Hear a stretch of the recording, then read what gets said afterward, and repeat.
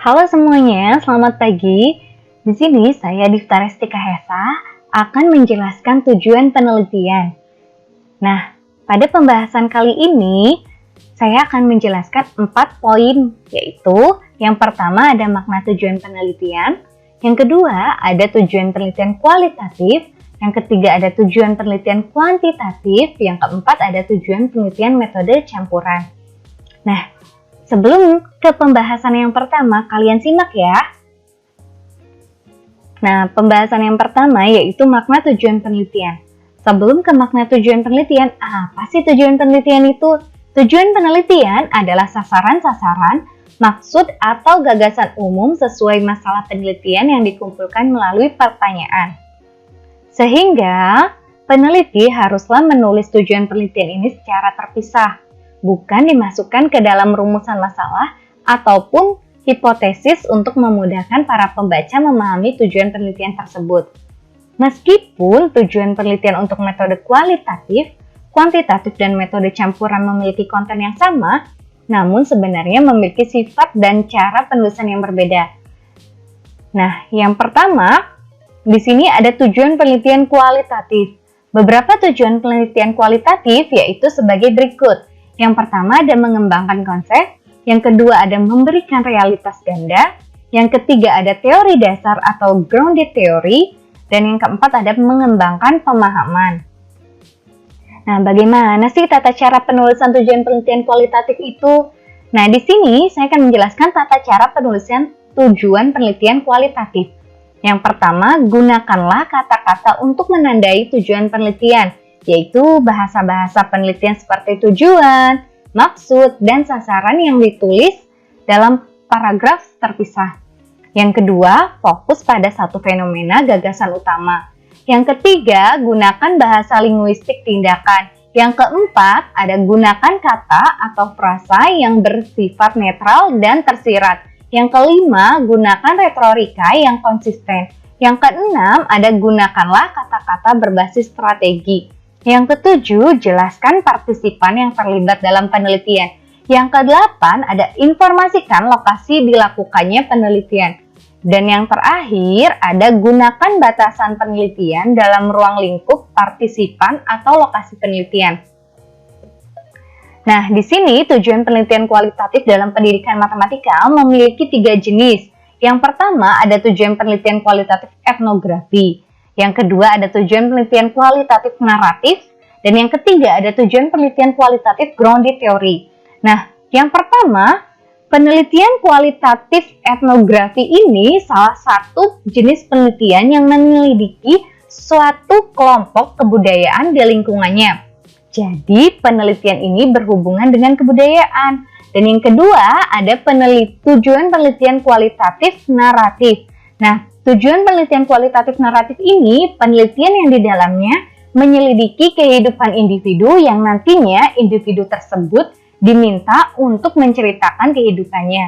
Dan yang terakhir, tujuan penelitian kualitatif grounded theory. Nah, tujuan penelitian kualitatif grounded theory ini di dalamnya yaitu jenis penelitian yang memasukkan teori umum dan abstrak. Nah, selanjutnya di sini saya akan menjelaskan contoh tujuan penelitian kualitatif dengan jenis etnografi. Nah, penelitian ini dilakukan oleh Linda Indriati Putri pada tahun 2017. Ia melakukan penelitian pada kesenian tradisional rebana bernuansa Islam sebagai sumber belajar matematika pada jenjang madrasah ibtidaiyah. Nah, tujuannya untuk menyajikan hasil eksplorasi bentuk etnomatematika yang bisa ditemukan pada kesenian bernuansa Islam berupa alat musik tradisional rebana. Kemudian, selanjutnya yaitu contoh tujuan penelitian kualitatif dengan jenis naratif. Nah, penelitian ini dilakukan oleh Heri Retnawati pada tahun 2016, melakukan penelitian pada perjalanan menjadi pendidik matematika. Nah, tujuannya untuk mendeskripsikan apa yang dialami oleh 3 orang untuk menjadi pendidik yang sukses di perguruan tinggi. Nah, yang terakhir, jenis penelitian grounded theory. Nah, penelitian ini dilakukan oleh Deviani Retno Martanti pada tahun 2017. Ia melakukan penelitian mengenai ketidakcemasan belajar matematika. Nah, tujuannya untuk mengidentifikasi penyebab siswa yang mendapatkan nilai matematika di bawah KKM tidak mengalami kecemasan belajar. Nah, selanjutnya ada tujuan penelitian kuantitatif. Tujuan dari riset kuantitatif adalah untuk menguji teori atau hipotesis, mendukung atau menolak teori. Apabila dalam analisis data terdapat penolakan terhadap hipotesis atau teori, biasanya periset tidak langsung menolak hipotesis dan teori tersebut, melainkan meneliti terlebih dahulu apakah terdapat kesalahan dalam samplingnya atau definisi konsepnya kurang operasional, sehingga menghasilkan instrumen atau kuesioner yang kurang valid. Nah, gimana sih kalau tata cara penulisan tujuan penelitian kuantitatif ini? Nah, di sini saya akan menjelaskan tata cara penulisan tujuan penelitian kuantitatif. Yang pertama, menggunakan kata-kata untuk menandai tujuan penelitian, misalnya tujuan, maksud, atau sasaran. Yang kedua, menyebutkan teori, model, atau kerangka konseptual yang digunakan dalam penelitian. Yang ketiga, menggunakan kata-kata yang menghubungkan antara variabel bebas dan terikat. Yang keempat, gunakan kata-kata yang menghubungkan antara variabel bebas dan terikat. Yang kelima, susunlah variabel-variabel dari kiri kanan dengan variabel bebas di bagian kiri yang diikuti oleh variabel terikat di bagian kanan. Yang keenam, sebutkan partisipan dan lokasi penelitian. Dan yang terakhir, mendefinisikan secara umum masing-masing variabel kunci untuk membantu pembaca agar lebih memahami tujuan penelitian. Nah, tujuan penelitian kuantitatif dalam pendidikan matematika ini memiliki jenis penelitian, yaitu ada 3. Yang pertama ada tujuan penelitian dalam studi survei, yang kedua ada tujuan penelitian dalam penelitian deskriptif, yang ketiga ada tujuan penelitian dalam penelitian eksperimen.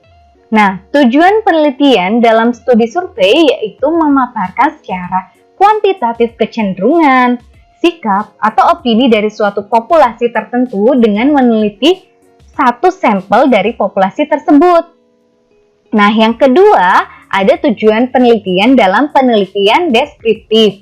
Nah, tujuan penelitian dalam penelitian deskriptif ini, penelitian yang mendeskripsikan suatu gejala, peristiwa, dan kejadian yang terjadi secara faktual, sistematis, dan aktual. Nah, yang ketiga, ada tujuan penelitian dalam penelitian eksperimen. Tujuan penelitian dalam penelitian eksperimen ini berkaitan dengan menentukan apakah suatu treatment mempengaruhi hasil sebuah penelitian. Selanjutnya, di sini saya akan menjelaskan contoh tujuan penelitian kuantitatif dengan jenis penelitian dalam studi survei. Nah, penelitian ini dilakukan oleh Bintari Nurfalah pada tahun 2019. Ia melakukan penelitian pada 30 siswa terkait pengaruh antara gaya belajar matematika dan minat belajar matematika siswa terhadap hasil belajar siswa. Nah, tujuannya itu untuk mendeskripsikan pengaruh antara gaya belajar matematika dan minat belajar matematika siswa terhadap hasil belajar siswa. Selanjutnya, ada contoh tujuan penelitian kuantitatif dengan penelitian deskriptif. Nah, penelitian ini dilakukan oleh Widyestuti dan kawan-kawan pada tahun 2019. Mereka melakukan penelitian pada 691 siswa bertujuan untuk mendeskripsikan minat siswa terhadap matematika dan hubungannya dengan metode pembelajaran dan efikasi diri. Nah, tujuannya untuk mendeskripsikan minat siswa terhadap matematika dan hubungannya dengan metode pembelajaran dan efikasi diri. Selanjutnya, yang terakhir, contoh tujuan penelitian kuantitatif dalam penelitian eksperimen. Penelitian ini dilakukan oleh Nur Hasanah, Hidayat, dan Mulyani. Mereka meneliti seluruh peserta didik kelas 8 SMP Negeri 6 Ciamis yang terdiri dari 8 kelas. Yaitu sampel dipilih menggunakan purposive sampling kelas 8F dengan jumlah peserta didik 30 orang. Nah, tujuannya untuk mengetahui perbedaan kemampuan sintesis matematis peserta didik dengan menggunakan model problem-based learning ditinjau dari self-esteem. Kemampuan sintesis matematis peserta didik dilihat dari setiap indikator serta self-esteem peserta didik dilihat dari setiap indikator. Kemudian, kita ke tujuan penelitian metode campuran. Metode penelitian campuran merupakan suatu pendekatan yang mengkombinasikan atau mengasosiasikan bentuk kuantitatif dan bentuk kualitatif.